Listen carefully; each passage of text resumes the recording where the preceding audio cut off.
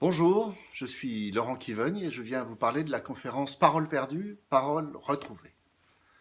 Alors ce que j'entends par parole perdue dans les organisations, les entreprises, les associations, c'est cette parole qui soit a disparu, soit il y a du non-dit, soit est souterraine avec des rumeurs, avec ce qu'on appelle vulgairement la radio-moquette, soit encore qui est une parole chaotique et qu'on n'entend plus à cause du bruit, parce qu'il y a des cris, des injures ou bien des reproches, du ressentiment.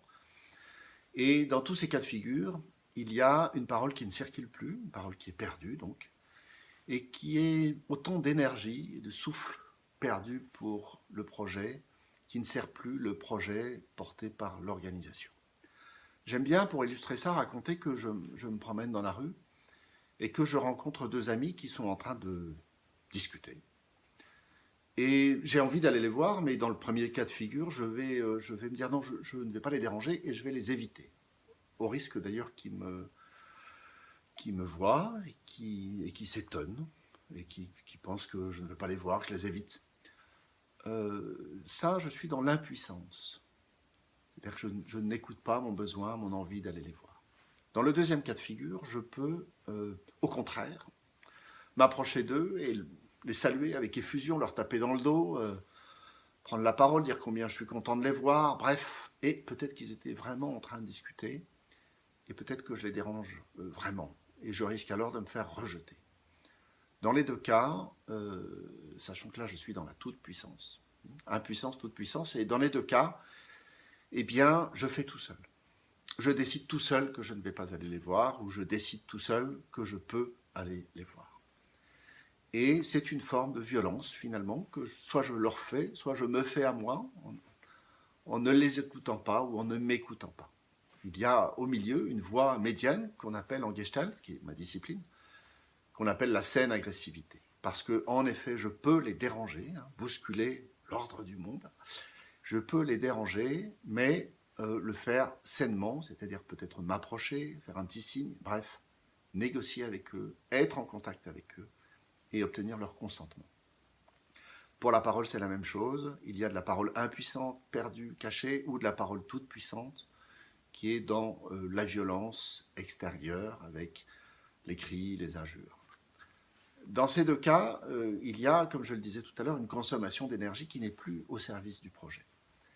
Et c'est un problème pour l'organisation, qui perd de sa puissance.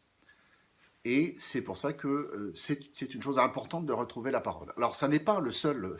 On peut décider, le dirigeant peut décider de faire autrement. Il peut décider eh bien, de serrer la vis, tout simplement, de mettre du contrôle. Et son organisation pourrait ressembler à une grande muette, hein, vous savez, selon l'expression consacrée pour désigner l'armée, tout simplement, bien que ce soit évidemment une caricature. Ou bien il peut décider que non, au contraire, la parole doit être retrouvée et circuler à nouveau. Alors quels sont les avantages de ça? Le bénéfice de faire circuler la parole? Eh bien, c'est de créer une forme de fraternité, parce que quand la parole est authentique, il y a une meilleure connaissance des gens les uns avec les autres, une meilleure visibilité des vulnérabilités de chacun et une meilleure cohésion d'équipe, tout simplement. Ça, c'est le premier point. Le deuxième, c'est que j'aime à comparer la parole dans un groupe au souffle. C'est la respiration. La parole qui circule représente l'air qui circule dans un organisme. Et donc, une parole qui circule donne une meilleure santé et donc un meilleur bien-être de l'équipe, tout simplement.